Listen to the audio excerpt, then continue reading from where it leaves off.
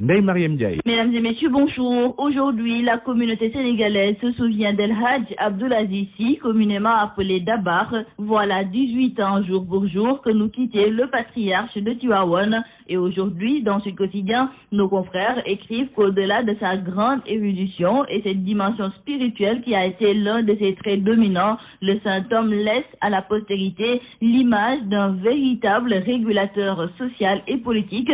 Il a été et continue de l'être une source d'inspiration pour les croyants, gouvernants ou encore de simples citoyens épris des idéaux de paix, de stabilité et de respect de l'enseignement du prophète Mohammed, paix et salut sur lui. Nos confrères de ce quotidien ajoutent aussi que l'engagement de Dabar n'est plus à démontrer car il n'hésitait pas à mettre les députés en garde contre le vote de toute loi qui ne collait pas aux intérêts du peuple, et à chaque fois que le climat politique était tendu et qu'il y avait un différend entre l'État et l'opposition ou rupture de dialogue politique, il s'interposait pour apaiser la situation. Aujourd'hui donc, nos confrères de ce quotidien se souviennent de Serigne Abdoulaziz Sy Dabar. Pèlerinage au lieu saint de l'islam, le dernier vol a quitté Dakar hier, mais n'empêche, il reste encore des candidats au pèlerinage au hangar des pèlerins. Nos confrères du journal Le Quotidien nous indiquent qu'il s'agit de 200 candidats qui sont actuellement bloqués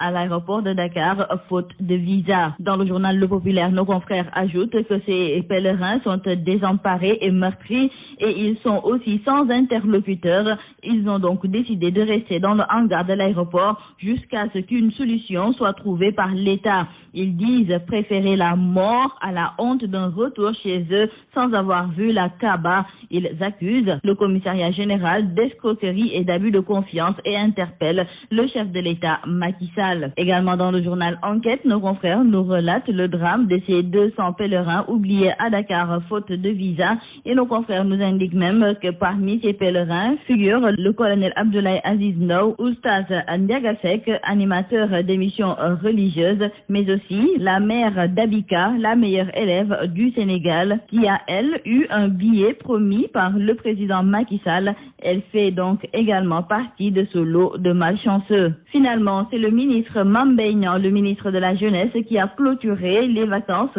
citoyennes dans la banlieue de Dakar. Nos confrères du quotidien LAS nous indiquent donc que les autorités étatiques ont fui car ni le président Macky Sall, ni son premier ministre Mohamed Boun Abdallah Dionne, encore moins Youssou Ndour, n'ont assisté à la clôture des vacances citoyennes à Pikine. C'est le mois de mai 2016, la date qui a été retenue pour la tenue du référendum qui devra régler, outre la durée du mandat de Macky Sall, le projet de réforme institutionnelle envisagé par le chef de l'État. Donc, on en sait un peu plus sur la date fixée pour la tenue du référendum, et c'est le ministre conseiller sur les affaires juridiques, Ismaël Madior Fall, qui l'a annoncé lors d'un séminaire qui s'est tenu ce week-end. Une information reprise par nos confrères du journal Zoom Info. Le centre des œuvres universitaires de Dakar est dans le collimateur de l'Office national de lutte contre la fraude et la corruption depuis un mois.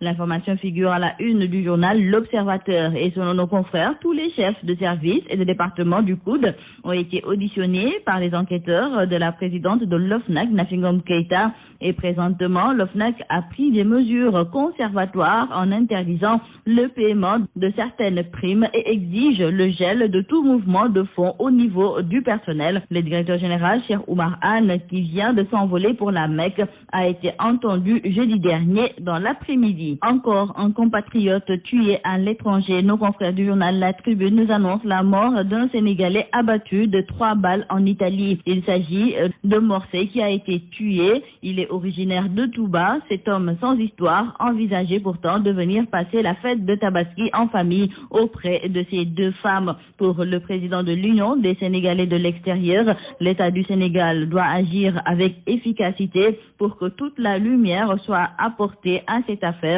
D'ailleurs, nos confrères du quotidien La Tribune nous indiquent qu'une enquête sera diligentée par le ministère des Affaires étrangères pour que l'auteur de de cet acte odieux soit arrêté. Dans le journal Libération, nos confrères nous indiquent que cette affaire secoue la communauté sénégalaise basée en Italie et plus particulièrement celle de la localité de Ravenne. Morseille, ce Sénégalais donc de 46 ans, originaire de Touba, a été froidement abattu dans des conditions pour le moins troublantes.